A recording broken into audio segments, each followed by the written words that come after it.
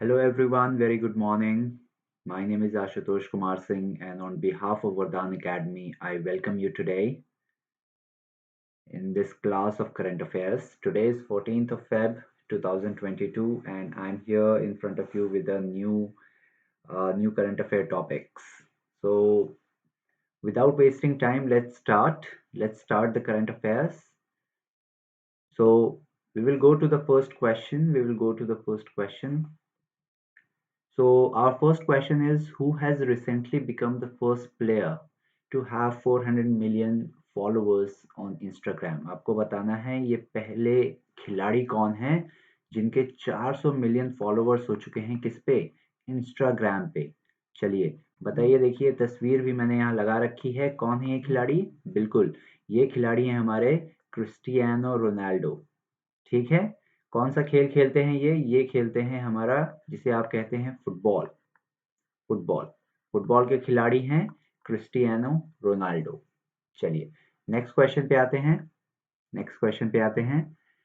In the recently released global digital skills index 2022, which country has the highest readiness index? ठीक है। तो आपको बताना है वैश्विक डिजिटल कौशल सूचकांक 2022 जो है, ये सेल्स फोर्स द्वारा रिलीज की जाती है ये सूचकांक। इसमें आपको बताना है कि सबसे अधिक तत्परता सूचकांक किस देश का है, सबसे बेहतर, सबसे तत्पर। जापान, डेनमार्क, इंडिया या न्यूजीलैंड? देखिए इसका राइट आंसर हो जाएगा आपका अपना देश, इंडिया। ठीक है। देखिए सेल्स फोर्स द्वारा ये रिपोर्ट जारी की जाती है, और सेल्स फोर्स कहाँ की कंपनी है? ये एक यूएस बेस्ड कंपनी है। ये एक यूएस बेस्ड कंपनी है। ठीक है। चलिए आगे बढ़ते हैं हमारे अगले प्रश्न पे। नेक्स्ट क्वेश्चन है हमारा, who will be awarded with 18th late Madhavrao Limaye award? देखिए 18वें स्वर्गीय माधवराव लिमाय पुरस्कार, इससे किन्हें सम्मानित किया जाएगा? देखिए ये अवार्ड किस कैटेगरी के लिए इनको सम्मानित किया जा रहा है? इन्हें कार्यक्रम खासदार, खासदार का मतलब होता है आपका Rajya Sabha, sorry, member of parliament. Member of parliament, ये खासदार का मतलब होता है मेंबर ऑफ पार्लियामेंट। ये एक मराठी टर्म है, महाराष्ट्रियन टर्म है ये आपका। खासदार एमपी के लिए, मेंबर ऑफ पार्लियामेंट के लिए।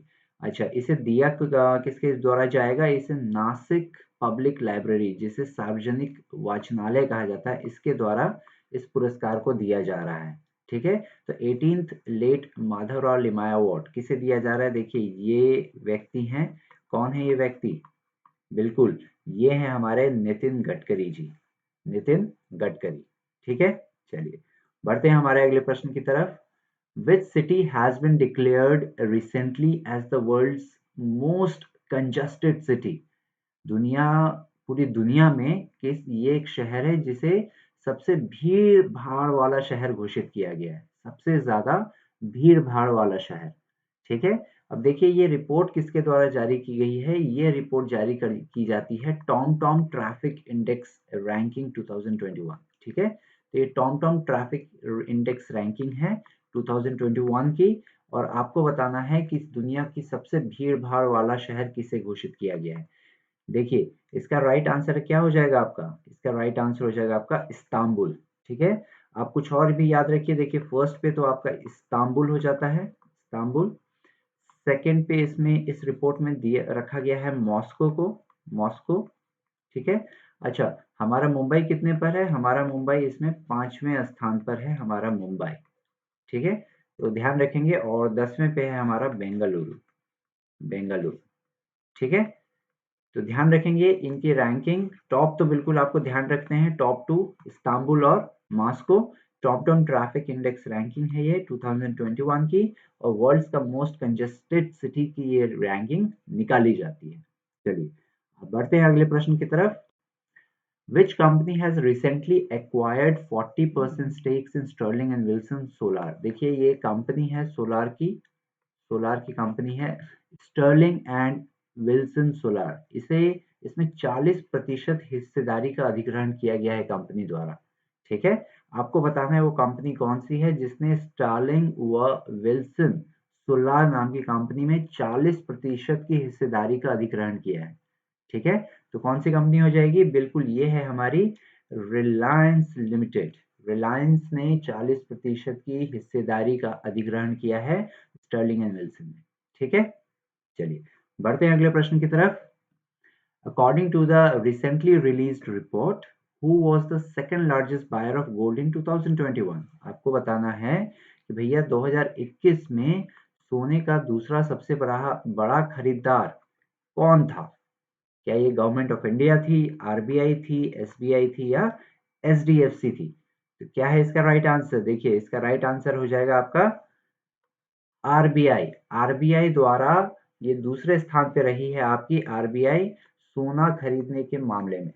ठीक है, चलिए आगे बढ़ते हैं नेक्स्ट क्वेश्चन की तरफ।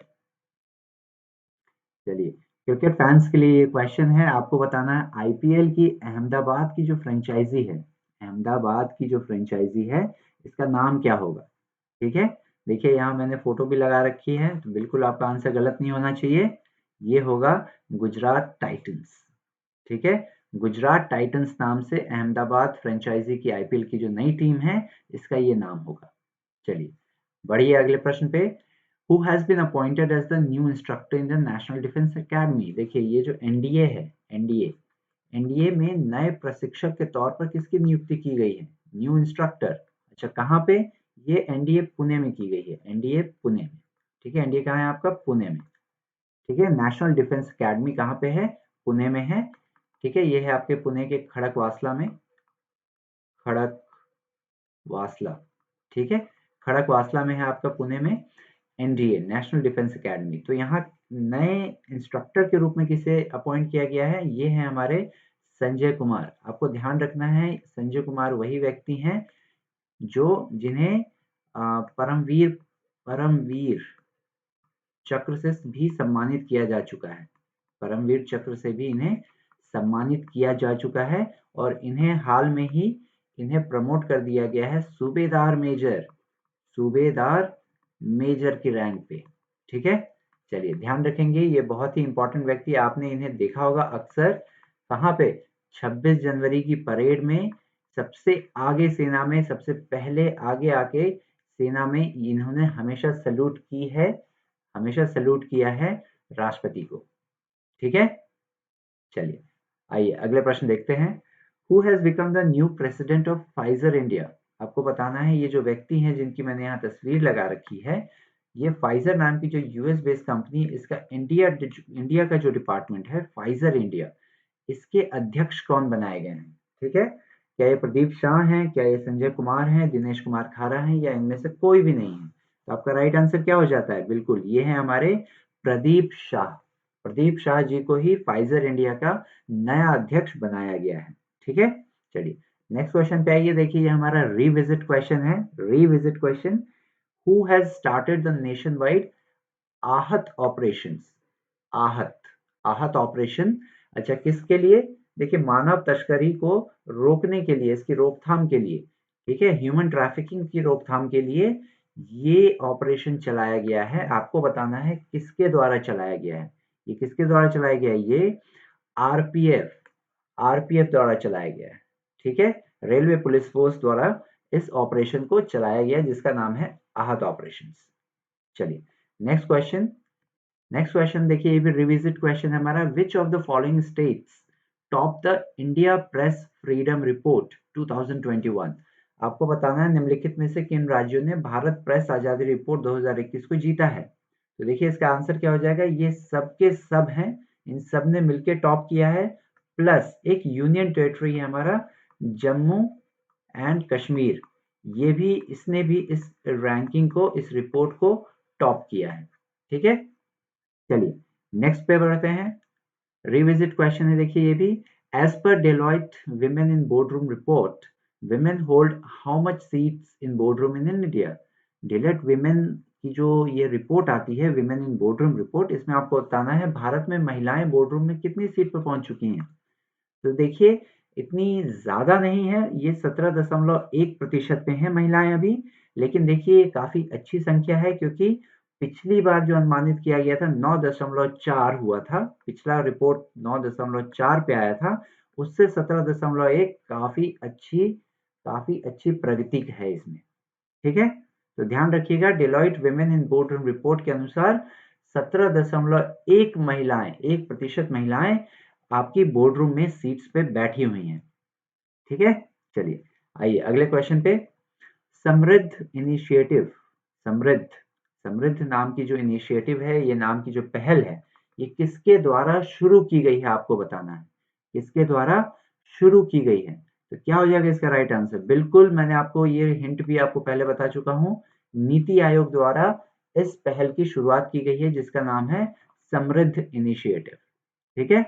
चलिए ये देखिए, ये क्वेश्चन है आपका, वेरी इंपॉर्टेंट क्वेश्चन हो जाता है। Which Indian documentary has been nominated in the Academy Awards in best documentary feature category.